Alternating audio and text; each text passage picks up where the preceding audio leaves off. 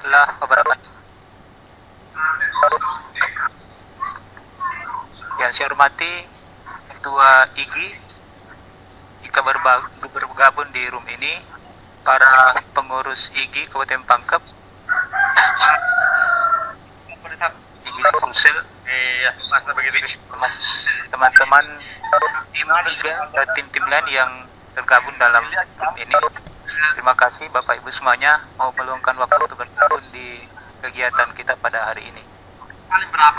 Mari kita bersyukur pada Allah Subhanahu wa taala. Alhamdulillah Bapak Ibu, di tengah kondisi seperti sekarang, alhamdulillah kita mampu melaksanakan sebuah kegiatan yang insyaallah ada hikmah dan semoga ada nilai dan ada ilmu di balik kegiatan ini.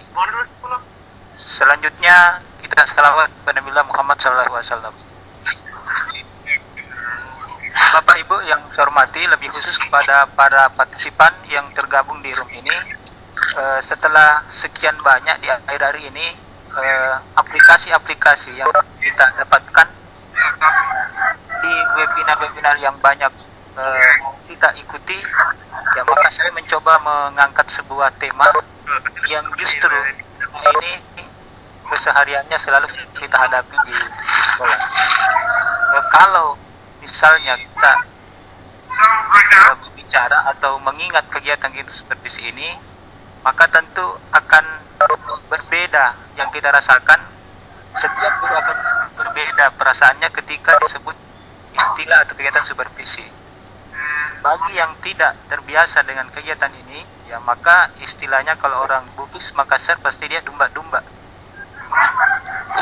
Tapi kalau misalnya ini terbiasa kita lakukan, maka ini adalah hal yang wajar. Karena kegiatan supervisi ini adalah bukan untuk mencari atau melihat kesalahan yang dilakukan oleh teman-teman guru. Yang sesungguhnya kegiatan supervisi itu adalah bagaimana melakukan perbaikan pembelajaran. Jadi bukan pada ranah mencari apa kelemahan Bapak Ibu guru, kemudian itu kita sampaikan ke gurunya. Bukan pada tahapan itu, tetapi yang sebenarnya kegiatan supervisi ini adalah bagaimana meningkatkan pembelajaran. Sehingga konsep sebuah supervisi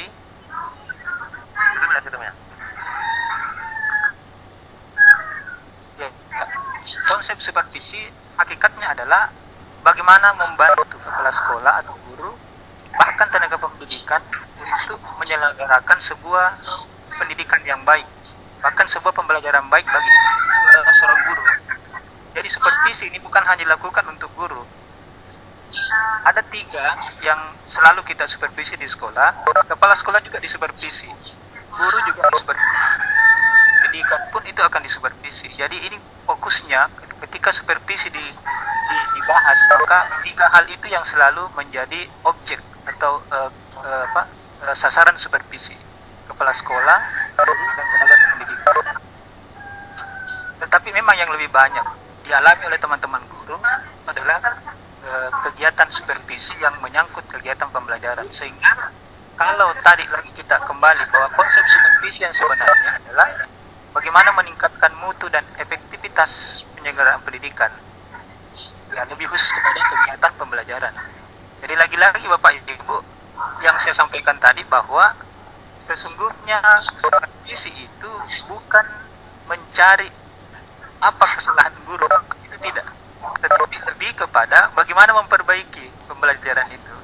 Jadi nanti muaranya, kegiatan akhirnya adalah kegiatan pembelajaran itu akan menjadi bagus. Baik Bapak Ibu semua, kita lanjut.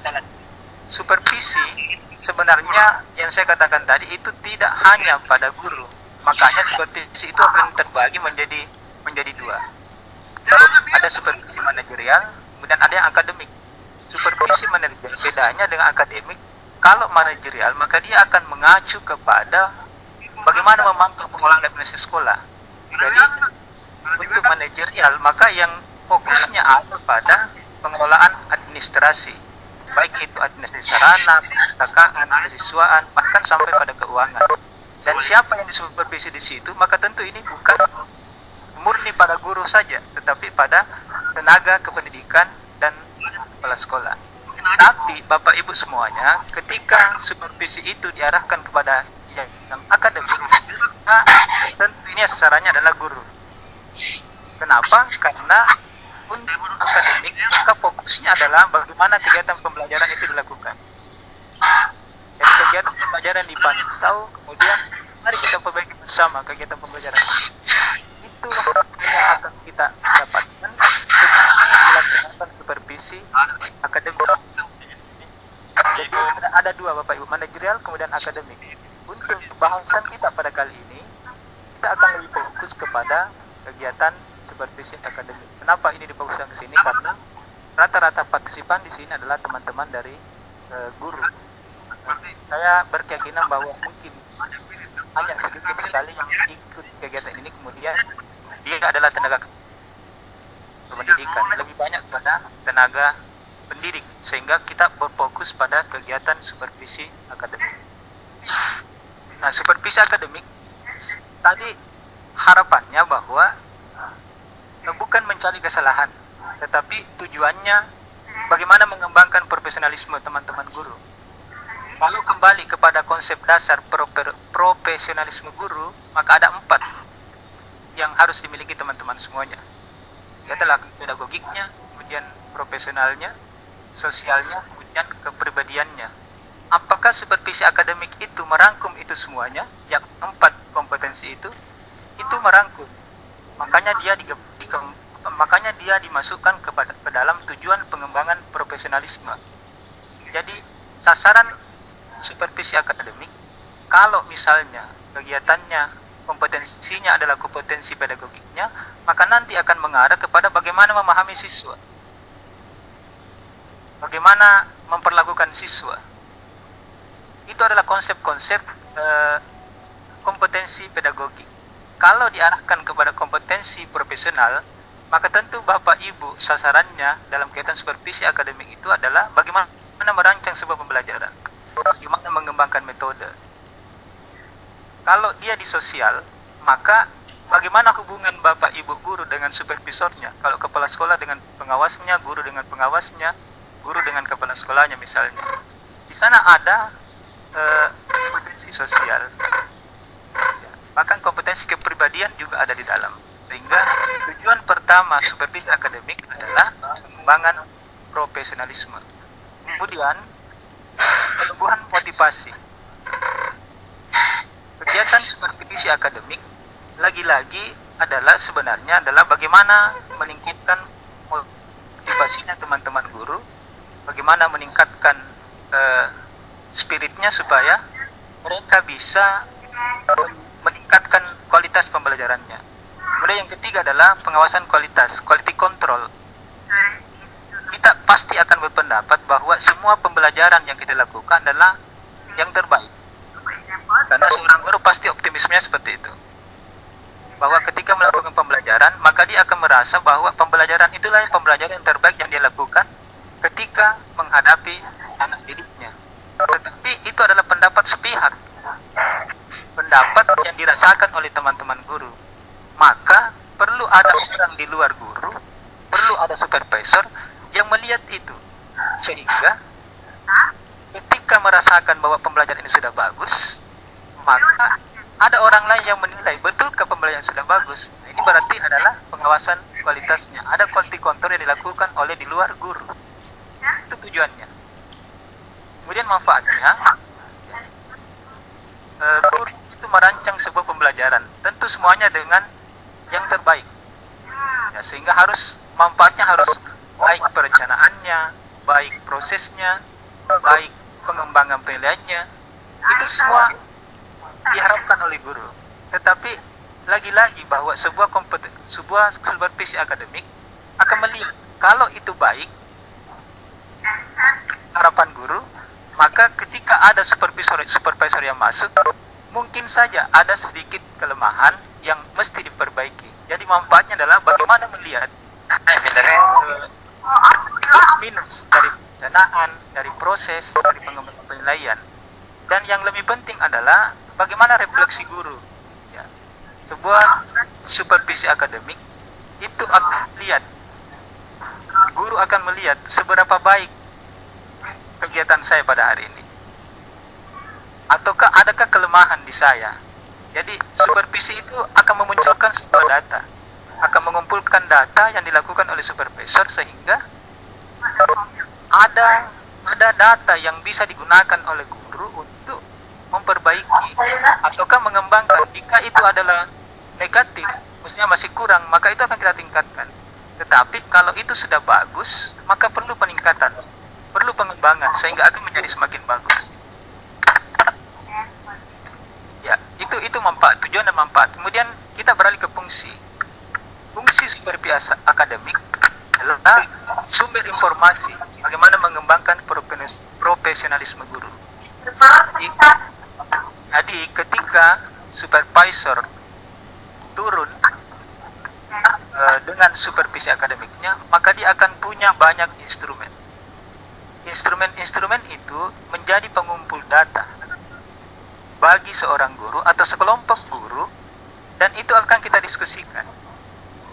Jadi fungsinya sebenarnya mulia sekali, bukan yang selama ini mungkin pada teman-teman guru tahapannya ketika akan disupervisi maka akan muncul ada misalnya supervisi.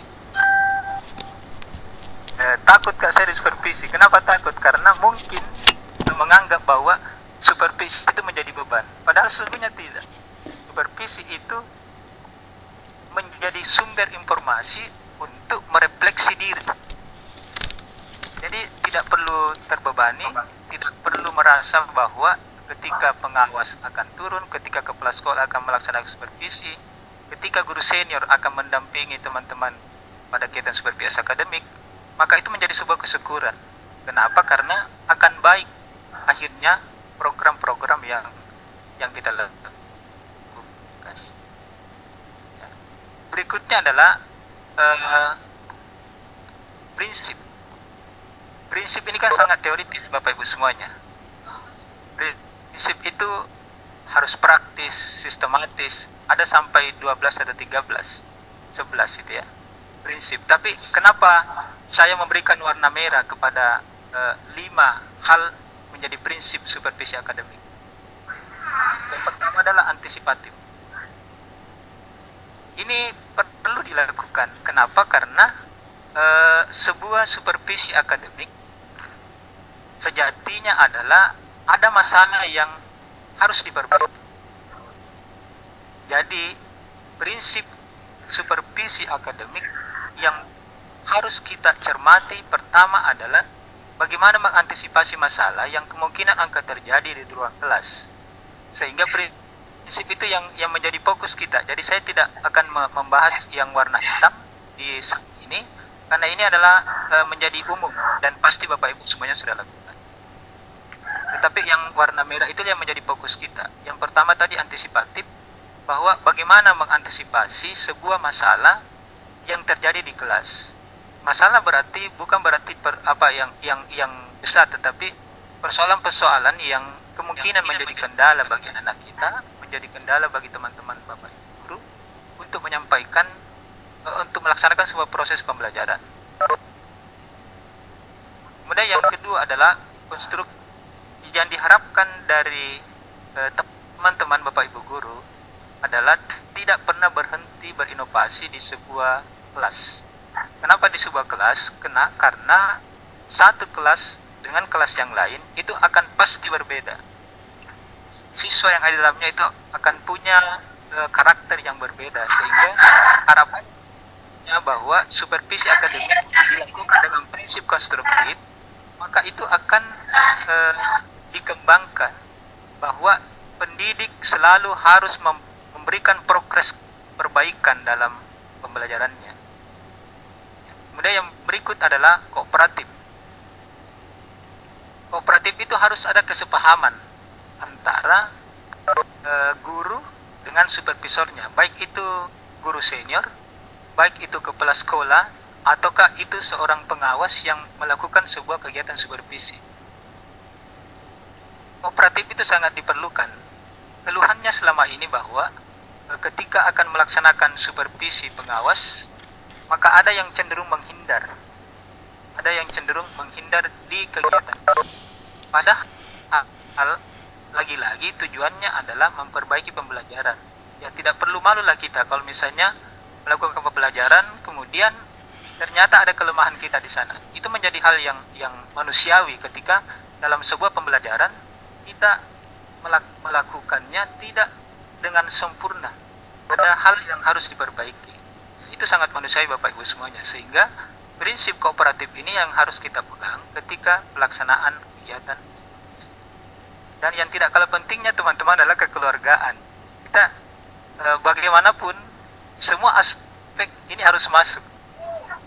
Tidak boleh ada seorang supervisor kemudian menganggap bahwa dia sudah lebih dari teman-teman guru. Ya. Kalau dulu kepala sekolah dengan pengawas itu adalah tugas tambahan. Jadi dia juga adalah seorang guru yang diberikan fungsi pengawasan, fungsi supervisor. Sehingga Bapak Ibu guru dengan kepala sekolah, dengan pengawas, kekeluargaan itu harus terjalin. Kenapa? Karena mungkin saja tidak di dalam sebuah pelaksanaan supervisi, keluhan-keluhan Bapak Ibu guru itu kan muncul. Mungkin setelah supervisi baru Bapak Ibu terbuka untuk mengeluarkan apa sebenarnya masalah takkah sebenarnya di kelas. Itu tidak dalam forum supervisi, tapi ketika di luar. Nah, fungsi-fungsi itulah yang masuk pada fungsi kekeluargaan. Dan yang terakhir yang dibahas pada prinsip adalah prinsip humanis. Humanis ini memanusiakan itu ya. Memanusiakan guru, memanusiakan supervisornya. Apa yang harus ada di sini? Itu adalah harmonisnya antara hubungan guru dengan supervisornya. Ya, tidak kita datang, seorang supervisor tidak akan datang dengan sebuah kepongahan, dengan sebuah keangkuhan bahwa saya ini lebih baik daripada Anda. Ya, sehingga biasa berkembang di teman-teman guru bahwa kalau pengawas ini datang mau kasih saga contoh untuk bagaimana mengajar. Kenapa itu terjadi? Karena itu adalah sebuah kedongkolan sebenarnya Bapak Ibu. Karena ketika seorang supervisor datang dengan kesombongannya, dengan kegagahannya bahwa saya lebih dari segalanya, Anda itu guru yang harus saya pantau, ya kan tidak seperti itu Bapak Ibu. Sehingga humanis itu menjadi prinsip sebuah kegiatan supervisi. Apa yang ada selain itu harus terbuka. Kalau teman-teman guru punya masalah, kenapa tidak diceritakan itu kepada supervisor kita? Barangkali dia bisa membantu. Seorang supervisor juga laksana supervisi, apakah itu supervisornya adalah guru senior, kepala sekolah dan pengawas, tidak boleh istilahnya kalau di saya itu adalah dia harus humoris. Kenapa? Karena biasanya masalah-masalah itu akan terselesaikan dengan secara humor, tidak harus selalu menegakkan urat leher. Ya, ada istilah teman saya yaitu tidak bicara dengan urat, tapi sangat berbicara dengan humor. Itu adalah prinsip-prinsip yang menjadi perhatian kita melaksanakan sebuah kegiatan supervisi. Jadi lagi-lagi Bapak Ibu, yang praktis sampai yang komprehensif ini itu menjadi prinsip yang tentu inilah sebuah teoritis, sangat teoritis, tetapi ada hal-hal yang memang menjadi fokus kita di kegiatan prinsip itu, dan sewajarnya Bapak Ibu guru itu terima ketika disupervisi oleh supervisornya. Itu Bapak Ibu ya, disupervisinya.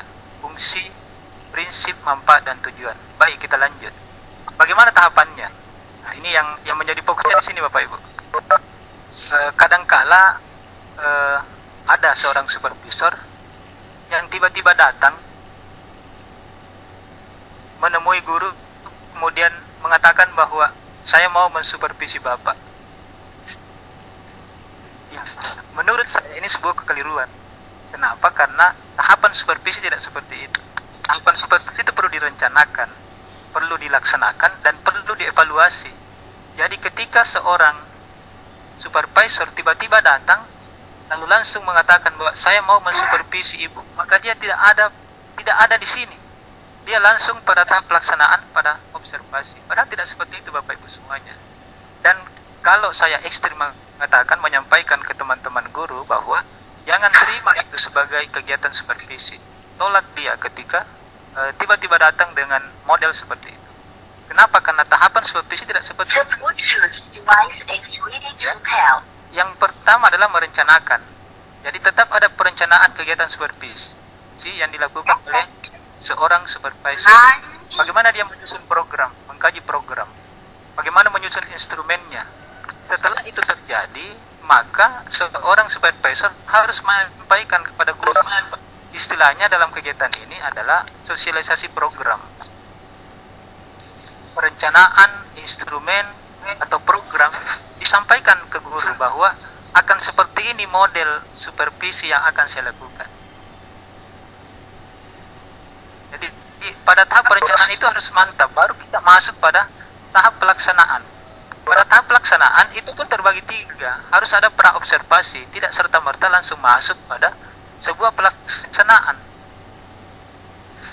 Jadi ada pra-observasi. Pra-observasi itu ada pertemuan awal. Apa sebenarnya dilakukan oleh seorang supervisor di pertemuan awal? Di situ adalah diskusinya, kesiapannya, jadwalnya. Itu mesti disepakati oleh teman-teman guru. Jadi pada pertemuan awal itu dengan teman-teman guru, kalau boleh seorang supervisor dan guru menyepakati jadwal. Kapan kesediaan Bapak Ibu untuk kegiatan supervisi? Nah, ketika itu sudah disepakati, maka kita deal waktunya. Oh, saya akan lakukan, tapi nanti masuknya di materi apa, ataukah KD apa, KI apa, pada hari apa, tanggal berapa, di kelas mana. Itu semua disepakati di pertemuan awal. Baru setelah itu masuk pada diskusi rencana pembelajaran. Bapak Ibu guru ketika menyepakati di pertemuan awal itu hal-hal yang terkait tadi, maka silakan masuk di diskusi rencana pembelajaran. Orang supervisor dengan guru mendiskusikan ini nanti materi akan saya akan laksanakan di kelas itu. Mari kita diskusikan, sudah benarkah tujuannya, sudah benarkah langkah-langkahnya, sudah benarkah teknik dan metode yang akan digunakan. Kalau pada saat pra-observasi ini semuanya sudah bagus, sudah bagus untuk dilaksanakan, barulah masuk pada kegiatan observasi. Kegiatan observasi itu masuk pada pengamati proses. Jadi seorang supervisor baru masuk ke kelas untuk melihat bagaimana proses pembelajaran dilakukan oleh seorang guru. Jadi tahapannya menjadi enak, tidak serta-merta kita datang ke supervisi. Sehingga kalau ini terjadi, tentu teman-teman punya hak untuk mengatakan bahwa saya belum siap. Dan itu wajar Bapak Ibu. Jadi harus deal dulu, harus clear dulu di pertemuan pra-observasi, baru masuk pada kegiatan. Pada kegiatan observasi inilah Bapak Ibu semuanya, semua data yang dibutuhkan oleh seorang supervisor itu akan terkumpul, dan itu pasti ada instrumennya. Supervisor akan masuk mengamati proses lengkap dengan instrumen. Kalau ada supervisor yang tidak bawa instrumen, berarti dia adalah supervisor yang jago. Kenapa? Karena dia bisa mengingat semua, merekam semua melalui penglihatannya saja. Nah, berarti itu adalah supervisor hebat. Mungkin instrumennya sudah dihafal betul.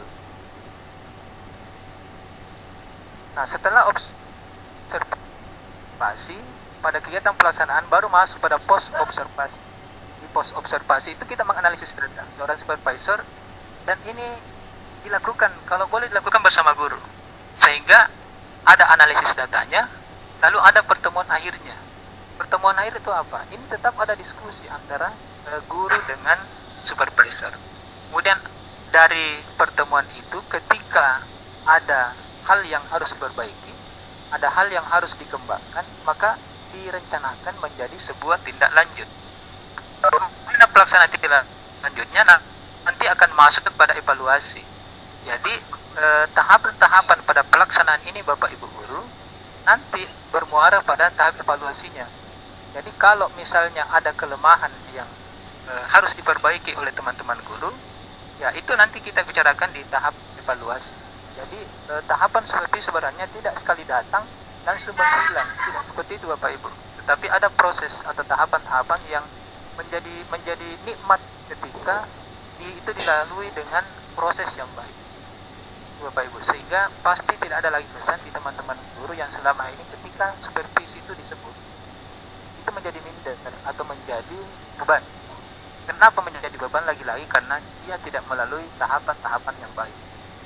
Kalau semuanya dilakukan dengan tahapannya, maka supervisi itu tidak lagi menjadi sebuah beban, tapi itu menjadi dirindu oleh teman-teman guru. Ya, bahasa halusnya seperti itu.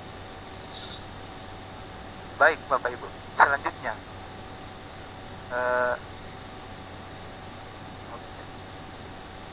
oke. Nah, pendekatannya.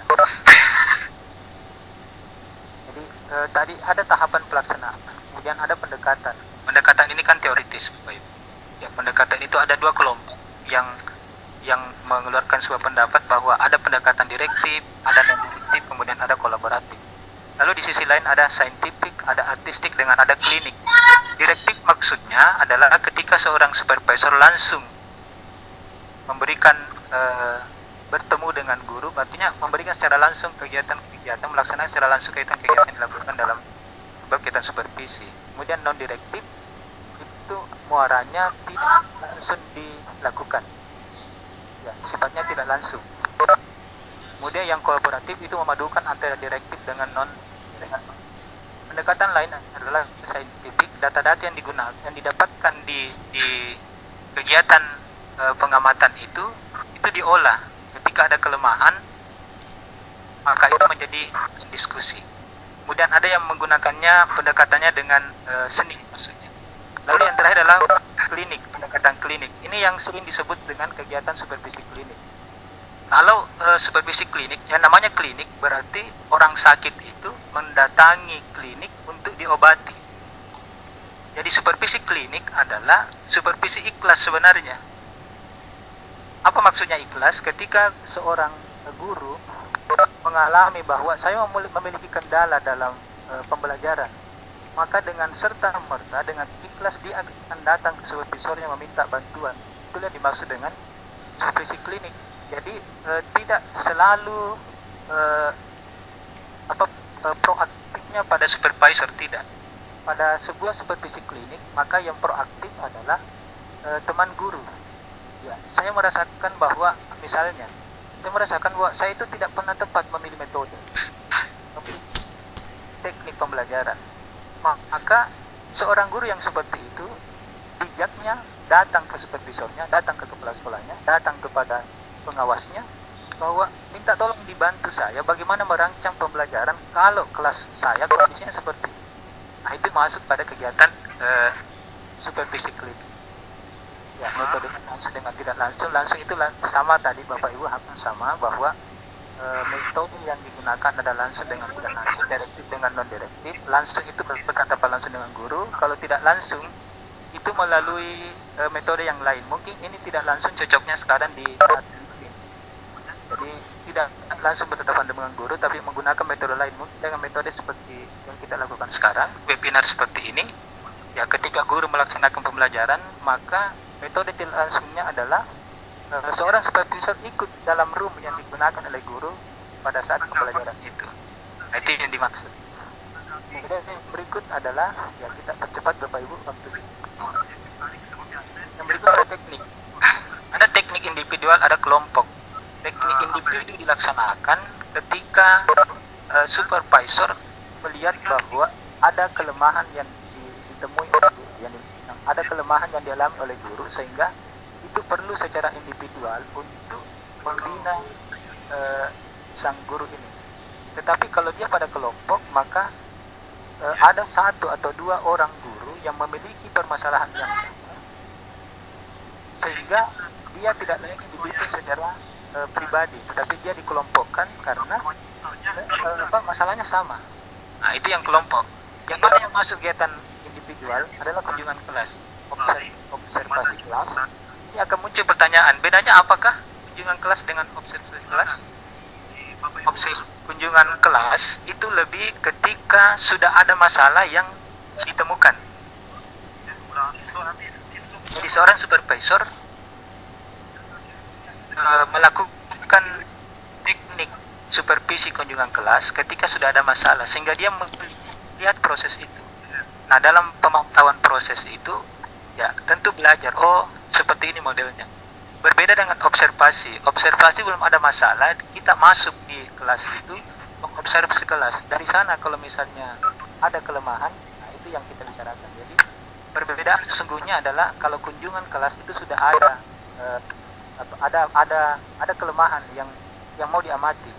Tetapi kalau observasi tidak, kita hanya memantau. Kalaupun nanti misalnya muncul kelemahan, kita diskusikan. Kemudian ada pertemuan individual, seperti ini biasa. Kemudian ada kunjungan antar kelas. Yang mana ini kunjungan antar kelas? Seorang guru boleh mengunjungi kelasnya guru lain. Jadi itu juga sebuah teknik supervisi. Ketika seorang guru memiliki kelemahan menurut penilaian dirinya, maka supervisor boleh menunjuk seorang guru yang dianggap bahwa pembelajarannya bagus. Dengan begitu, guru yang memiliki kendala, silakan kunjungi kelas yang dianggap bahwa ketika guru yang bagus itu mengajar, dia bisa belajar dari sana. Itu ya. Kemudian penilaian diri, ya ini adalah assessment, ya, self assessment, penilaian diri sendiri. Ya. Silakan dinilai dirinya. Apa sebenarnya kelemahan saya? Nanti menjadi bahan diskusi. Kemudian pada kelompok Bapak Ibu ada teknik yang bisa digunakan karena ini sifatnya homogen di sebuah komunitas, maka bisa saja dilaksanakan dengan pertemuan, bisa dengan diskusi, atau mungkin bisa dengan kredit. Kemudian terakhir adalah apa indikator sebuah keberhasilan supervisi? Ya, karena tadi muaranya konsep supervisi akademik adalah membuat guru meningkatkan kualitas pembelajaran, sehingga indikator keberhasilannya adalah ya, kemampuan meningkat, kualitas menjadi baik, kemudian ada hubungan harmonis antara supervisor dengan guru dalam memecahkan sebuah masalah. Nah, itu barangkali Bapak Ibu semuanya materi singkat pada hari ini. Yang perlu didiskusikan, mari kita berdiskusi. Pas waktu yang saya ambil adalah 35 menit. Ada waktu 15 menit untuk kita berdiskusi. Silakan saya kembalikan kepada moderator dan host. Silakan Ibu. Ibu Nurlia. Silakan Ibu Nurlia. Saya kembalikan ke moderator. Ya. Silakan kalau ada yang right hand silakan. Oke, baik. Terima kasih. Halo. Halo. Iya, Pak Ade. Ya. Dengar suaranya? Kedengaran Ibu, jelas sekali. Oke. Baik. Itulah tadi paparan materi yang disampaikan oleh Pak Ade. Sekarang kita buka sesi pertanyaan untuk sesi pertama. Kita ambil dua orang untuk bertanya, Pak, ya. Gimana Pak Ade? Dua saja pertanyaan. Ada satu pertanyaan dari Ibu Herawati. Beliau bertanya bagaimana mengatasi perasaan was-was saat pengawas mau datang supervisi. Silakan Pak Tis, mau dijawab langsung. Pak Ibu. Boleh diulang Ibu, mengatasi apa? Jadi beliau bertanya bagaimana mengatasi perasaan was-was saat pengawas mau mensupervisi. Masih ada Bu. Lain, kita juga ada. Awal-awalnya tuh. Ada ya Bu? Mengatasi perasaan was-was. Dumba, bahasa Bugisnya apa deh? Ya. Baik, Ibu Herawati. Tadi saya katakan bahwa sesungguhnya. Iya. Kedengaran suara saya Ibu? Ya, silakan dijawab Pak Afif. Ya. Baik, terima kasih Ibu Herawati atas pertanyaannya. Perasaan was-was sesungguhnya tidak akan muncul Ibu ketika tahapannya tadi kita laksanakan. Di seorang supervisor jika melaksanakan tahapan ini dan tampil di layar, ada pra-observasinya, ada observasi dan ada post-observasi, maka was-was itu tidak akan muncul. Kenapa? Karena kita sudah berdiskusi sebelumnya. Ya, artinya sudah terjalin hubungan antara guru dengan supervisor. yang biasanya domba-domba kita atau was-was, kalau tiba-tiba supervisor kita datang langsung masuk pada tahap observasi. Kan dia tiba-tiba, yang saya katakan tadi, kalau saya misalnya adalah seorang supervisor, tiba-tiba saya masuk menyampaikan ke guru bahwa hari ini saya mau supervisi Bapak, saya mau supervisi Ibu. Ya, maka domba-dombanya pasti muncul, bukan lagi domba, tapi mungkin tidak didumba di situ kan? Karena tidak ada pentahapannya. Harusnya kan ada deal waktu dulu, ada diskusi rencana pembelajaran dulu, baru masuk pada proses. Sehingga itu dombanya tidak akan muncul. Tetapi walaupun bagaimana Bapak Ibu, domba itu kan manusiawi, atau was-was itu adalah perasaan manusiawi. Siapapun itu ketika mau disupervisi pasti itu menjadi terasa, tetapi saya pikir itu tidak menjadi penghalang Bu Ibu. Ya itu jawabannya Ibu Herawati. Silakan kembali ke Ibu Nurlia. Ya, silakan Ibu Nurlia.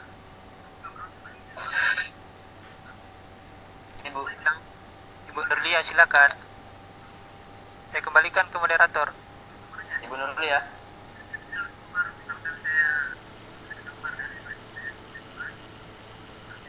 Ibu moderator.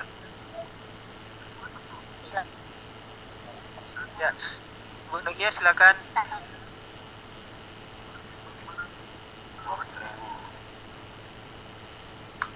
Mana Mi? Ibu Nurlia ya. Ya ambil alih host kalau misalnya Ibu Nurlia tidak ada. Oh iya.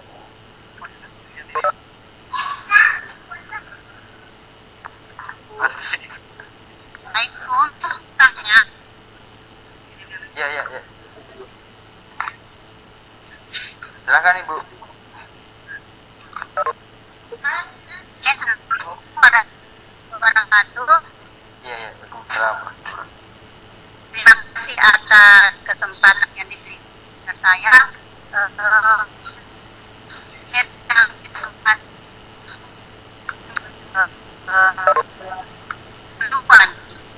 Karena bagaimana kita bahwa guru itu memang benar pada tentang supervisor untuk mensupervisi guru-guru, terutama karena yang kita bahas sekarang supervisi pembelajaran.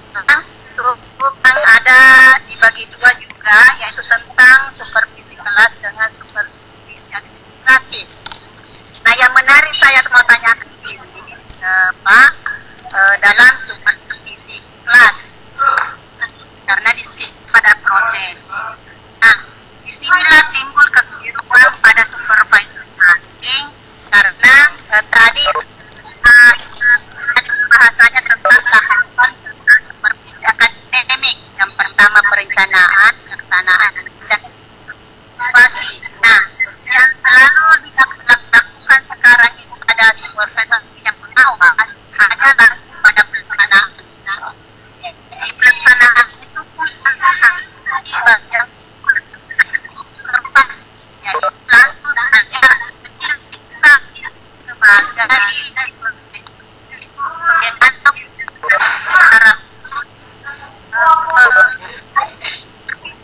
profesor, sepertinya secara elemen hanya menilai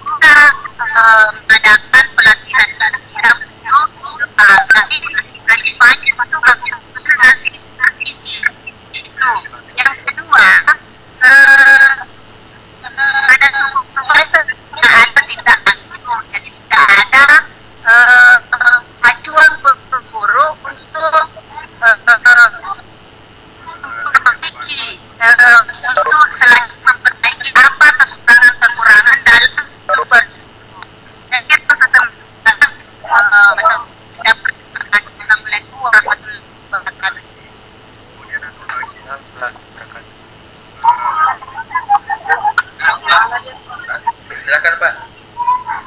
Ya, sebenarnya tidak terlalu menangkap semua tadi apa namanya bicaranya Ibu, agak putus-putus tadi. Tapi saya memahami bahwa memang betul Bapak Ibu yang bertanya bahwa akan terbagi, ada yang supervisi di kelas, ada yang supervisi administrasi. Tetapi sesungguhnya tidak dikotomi seperti itu Ibu. Yang seharusnya dilakukan tentu adalah supervisi administrasi dulu. Kenapa supervisi administrasi dulu? Karena kita masuk pada pra-observasi. Pada pra-observasi itu kan ada pertemuan awal, ada diskusi di sana Ibu. Jadi ketika di pertemuan awal itulah ada yang kalau Ibu maksud sebagai supervisi administrasi, maka disitulah terjadi di pra-observasi. Kenapa? Karena perangkat pembelajaran yang Ibu akan laksanakan di kelas itu menjadi bahan diskusi di pra-observasi itu. Di pertemuan awal itu termasuk jadwalnya, termasuk kelasnya kita sepakati akan dilaksanakan di mana. Nah, itu pra-observasi Ibu.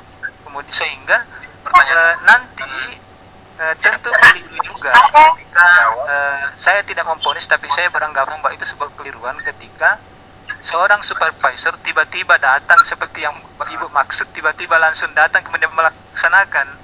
Berarti tahapannya dia tidak lakukan, Bapak Ibu ya, Ibu ya.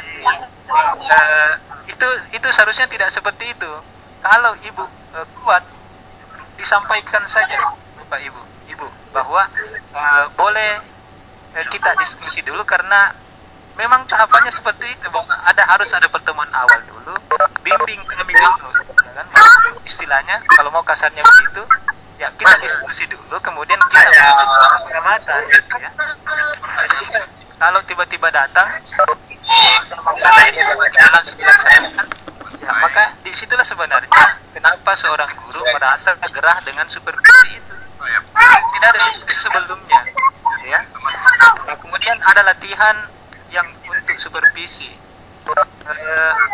Biasanya dilakukan di sebuah sekolah yang melihat supervisor yang seorang kepala sekolah Ibu melihat bahwa oh ternyata kelemahan teman-teman Bapak Ibu itu menjadi momen. Lemah, ada beberapa orang yang lemah di pengembangan penilaian. Itu boleh dilaksanakan semacam workshop di sekolah untuk pengembangan penilaian itu. Kalau sifatnya berkelompok, sifatnya homogen antara satu atau mungkin beberapa guru, ataukah itu yang dialami oleh sebagian besar guru kita, teman-teman kita, maka ketika perencanaan kerja di sekolah Ibu, bolehlah diusulkan itu. Kalau mungkin bagus kalau kita laksanakan workshop tentang bagaimana mengembangkan penilaian yang baik. Ya, kemudian tidak lagi memang ini yang paling lemah di kita adalah tidak lanjutnya. Kenapa? Karena kadang-kala kita telah melaksanakan itu ditinggal begitu.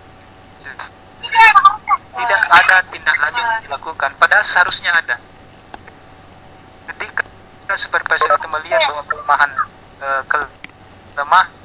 proses ada penilaian, maka seorang supervisor harus merekomendasi. Oh, Ibu datang ke Ibu ini model penilaiannya, itu juga sebuah tindak lanjut. Nah, coba Ibu, kalau misalnya ini ada video model pembelajaran yang bagus, metode pembelajaran yang bagus, coba tonton ke ini Ibu. Itu juga adalah sebuah tindak lanjut. Tidak harus menjadi kaku, tetapi boleh dengan teknik yang tadi ada teknik pendekatan artistik, itu masuknya ke situ. Jadi mungkin dengan ada pola pembelajaran yang bagus yang didapat oleh seorang supervisor, kemudian dia mengirimkan videonya ke Ibu, itu juga tindak lanjut supervisor. Jadi tidak kaku pada sebuah begini kita harus begini kita. Tidak, dengan metode seperti itu seorang supervisor bisa melihat dan baru memahami, oh mungkin saya lemah di metode, sehingga supervisor saya mengirimkan video bagaimana mengelola pembelajaran dengan model seperti ini. Ya, seperti itu Bu diskusinya. Ya, silakan saya kembalikan ke Ibu atau saya kembalikan ke host atau moderator. Terima kasih. Silakan moderator, host. Ibu Nurul ya. Nggak ada Bu Nurlia kayaknya. Oke, kita Ada, Ja. Oh. Halo. Iya, Halo. iya, silakan Ibu. Halo, Pandi. Iya, Bu. Halo, ya, ada, Ja. Nggak tahu berubah itu Windows 10 langsung itu saya ya. Oke, baik. Ibu siapa tadi yang bertanya? Ya, sudah sangat jelas jawabannya, Ibu. Halo. Oke, kita ya. Kasih Pak. Sebenarnya artinya ada yang saya mau Oke, baik. tanyakan cuma Sekarang kita pindah ke jadi untuk sementara sekian dulu sebagai evaluasi bahwa nanti kalau ada pertemuan untuk supervisi sekolah, ini yang saya mau usulkan tadi karena dari 3 tahapan tadi dan selama ini dilaksanakan oleh supervisor itu hanya tahap yang kedua langsung dia di bagian observasi, tidak ada pertemuannya, langsung sekedar seperti saja menilai Pak. Ya, betul Ibu. Betul. Sebagai bukan saya nanti sebagai usulan sebelum kita disupervisi saya akan usulkan seperti itu. Nah, makasih Pak untuk sementara. Ya, Iya. betul. Iya. Ya, makasih Ibu. Ibu. Oke, baik. Terima kasih, Bu. Oke, sekarang bagaimana? Kita lanjut ke pertanyaan kedua, Pak Asis. Masih bisa? Yang ketiga sekarang Ibu, sudah dulu. Masih. Iya, masih bisa Bu, silakan. Selama saya ada waktu, Halo. silakan. Oh, yang ketiga sekarang. Oh, masih bisa? Bisa Ibu. Masih bisa sih. Oke, baik. Kita tambah satu pertanyaan ya dari peserta dari Ibu Puspit Anita. Pertanyaannya, Assalamualaikum. Bagaimana dengan proses penilaian yang berkaitan dengan supervisi? Bagaimana setiap guru menanggapi nilai yang diberikan dan Baik, nggak kedengaran Ibu Nur. Saya tidak apa yang saya rasakan sampai sekalian, apa yang saya rasakan di Tuh, hilang suaranya Bu Nur ya. kenikmatan dan kenikmatan ketika kita menyandang atau menghasilkan satu karya buku dari seorang penulis, itu kenikmatannya dirasakan oleh selain penulis.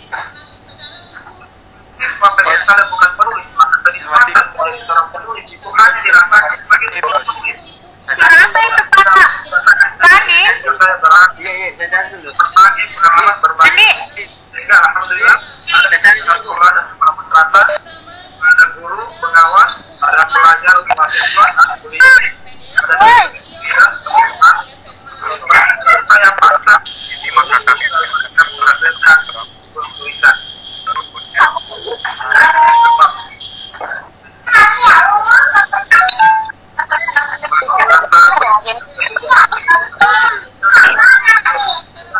Remaja, karya saya, ya,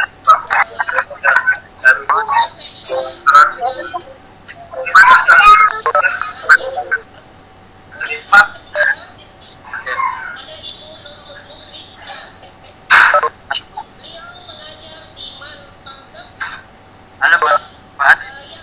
Iya. Iya. Bagaimana Pak? Apa tadi pertanyaannya? Saya Tidak dengar. Ya, karena tadi Pak. iya, tadi muncul berita tadi. Kurang jelas saja pertanyaannya Pak. Iya, kalau host merekam tadi yang disampaikan Ibu Nurlia boleh diulang supaya saya bisa paham.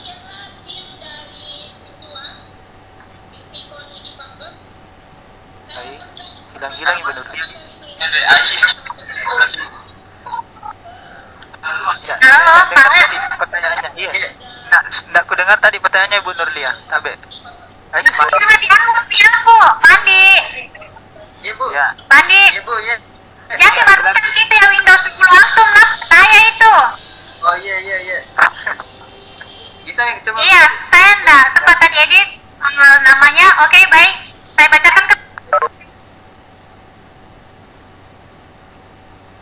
Dari yang kayaknya. Mati lagi. Bagaimana ini Pak? Pak Buka masih bisa Iya, tahu ini? masih. Ya. Ya, kenapa Mati. Pak Asis? Lagi. Halo, Pandi. Iya Bu, iya. Masuk. Ada apa? Nah, kenapa unmute otomatis? Halo. Iya. Iya. Pertanyaan dari Ibu Puspita, Pak Asis. Iya. Iya. Beliau silakan. bertanya bagaimana dengan proses penilaian yang berkaitan dengan supervisi. Bagaimana setiap guru menanggapi nilai yang diberikan dan bagaimana triknya untuk mendapatkan nilai yang bagus. Silakan Pak Ya. Asis. Trik mendapat nilai bagus tentu dipilih baik.